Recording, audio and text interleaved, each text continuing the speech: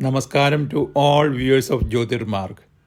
Dear viewers, after Jarasandha was slain by Bhim, Krishna released all the 86 kings who had been imprisoned by Jarasandha. Then taking those kings along with them in Jarasandha's celestial chariot, Krishna, Bhim and Arjun came to an open assembly ground outside Magadha city. By then, the people of Magadha had already assembled there. The citizens of Magadha learned Brahmins, those 86 kings and Jarasandha's son Sahadeva, along with his ministers and other important men of the court, all stood together and paid their respects and expressed their deep gratitude to Vasudeva Krishna. Out of fear, Jarasandha's son Sahadeva stood behind his Purohit and ministers. With joined palms, Sahadeva bowed to Krishna repeatedly. Sahadeva had also brought with him unlimited gold and wealth as presents to Vasudeva Krishna. Krishna consoled Sahadeva and in front of that great assembly of citizens and kings crowned him as the king of Magadha. Thereupon, those 86 kings removed all their gold ornaments and presented it to Krishna, who formally accepted them at first and then returned them immediately to those kings. Then those kings asked Krishna what they can do for him, to which Krishna requested their participation and cooperation in the Rajasuya Mahayajna, which will be performed by Yudhishthira in the near future. This made those kings very happy, and unanimously they agreed to do so. Thereafter, Krishna, Bhim and Arjun mounted that celestial chariot of Jarasandha and started their travel back to Indraprastha. They took with them those 86 kings also, who were set free by Krishna from Jarasandha's prison. On reaching Indraprastha, Krishna first visited Yudhishthira, who was very much worried about Krishna and his brothers. To relieve his tension, Krishna told him very briefly that Jarasandha has been slain by Bhim and all three of them have returned safe and sound along with the kings who have been freed from Jarasandha's prison. A very relaxed and happy Yudhishthira embraced Krishna and spoke words of joy and appreciation. Thereafter, Yudhishthira received and welcomed all 86 kings with all due respects and then sent them back to their respective kingdoms. Yudhishthira provided those kings with excellent chariots and appropriate escort of soldiers and attendants also. Those kings took leave assuring of their presence, support and participation in Yudhishthira's Rajasuya Yajna.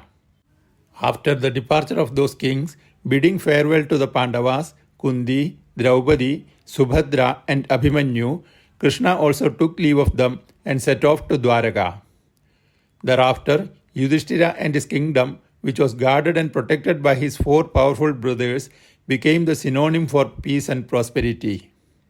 By now, as we know, Arjun had obtained that great, powerful and ancient bow by name Gandiva, along with two inexhaustible quivers.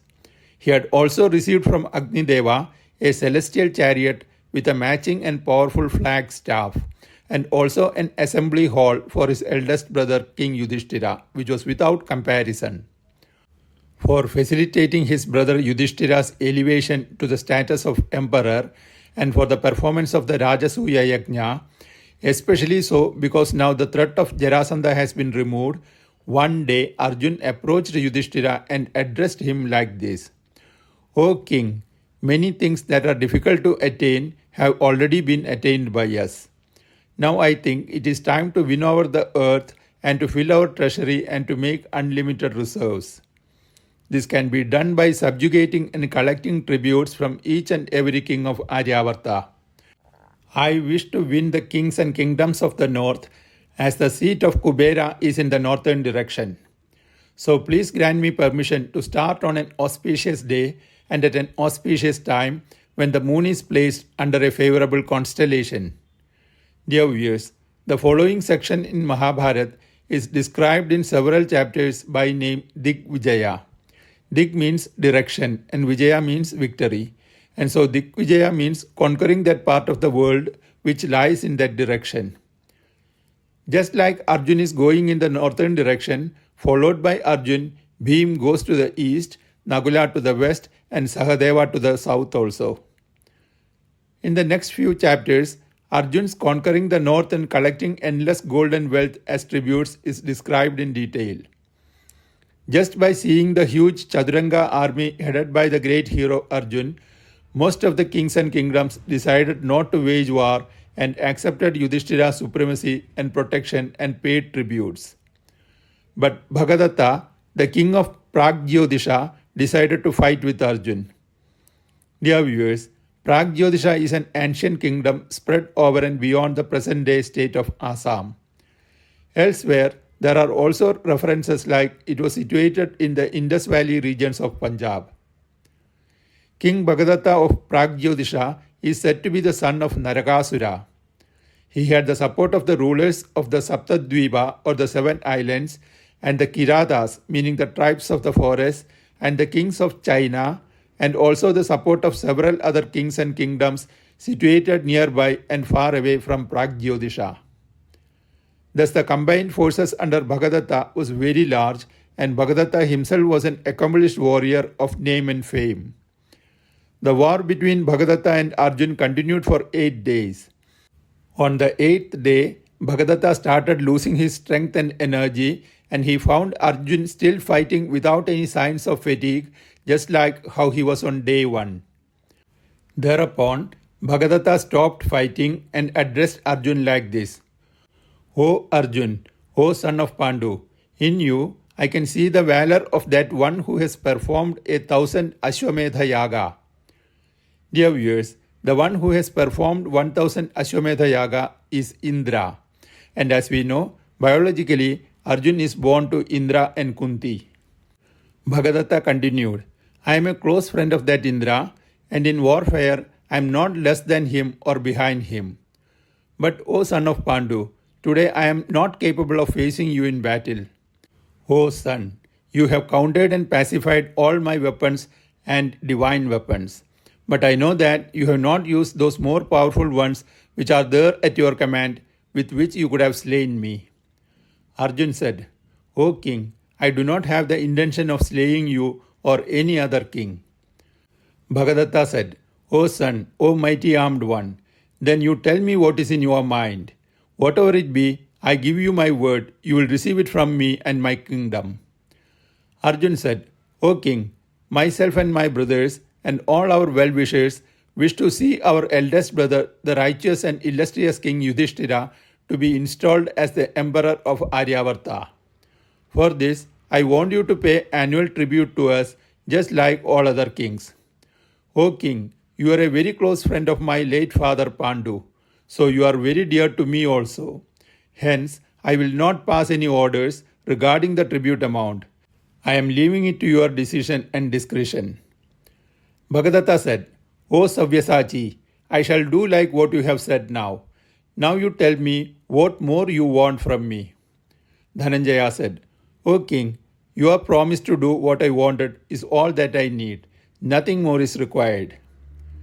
Thereafter, proceeding from Pragjyodisha, Arjun subjugated and received tribute from all kingdoms of that region. Dear viewers, in the Mahabharata, Rishi Vedavyasa has listed names of hundreds of kings and kingdoms conquered and subjugated by Arjun.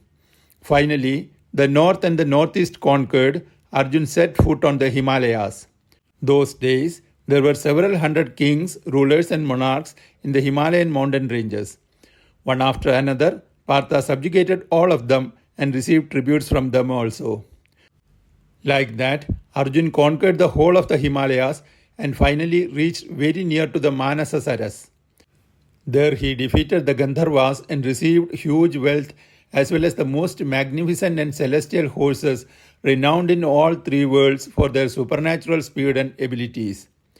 These horses belonged to the breeds by name Tittiri, Kalmasha and Manduga, and they were endued with the speed of wind, and they had the color of the shoots of green grass, parrot green and peacock blue. Thereafter, when Arjun reached the Manasa Saras and North Harivarsha, he was stopped by 2 gigantic divine guardians of that region who greeted and addressed him like this: O son of Kunti, this territory is not accessible to you. Even if you manage to proceed further, you will not be able to see anything there with your mortal eyes. And there will be no going back from this dimension. Still, O Partha, we are very much pleased by your bravery and valor, which enabled you to reach till this point. So you may tell us if there is anything else in your mind which will make us happy to do for you. Arjun said, the purpose of my quest is Digvijaya, and the intention is conferring the title of emperor on my eldest brother King Yudhishthira. I respect you and your words. If this place is not ordained for mortals, I do not wish to enter that region. But then you may pay some tributes to King Yudhishthira, which will make us all happy. Listening to Arjun, those celestial guardians happily gave him immense wealth and blessed and wished him success in all his undertakings. Like that, Arjun's Digvijaya in the northern direction was successfully completed. Returning to Indraprastha, Arjun did pranam to Yudhishthira and then offered that king all the wealth that he had received as gifts and tributes, and then with his permission retired to his own chambers. Dear viewers, here ends this session of our summarized rendering of Rishi Vedavyasa's timeless epic Mahabharata. Harihi Om.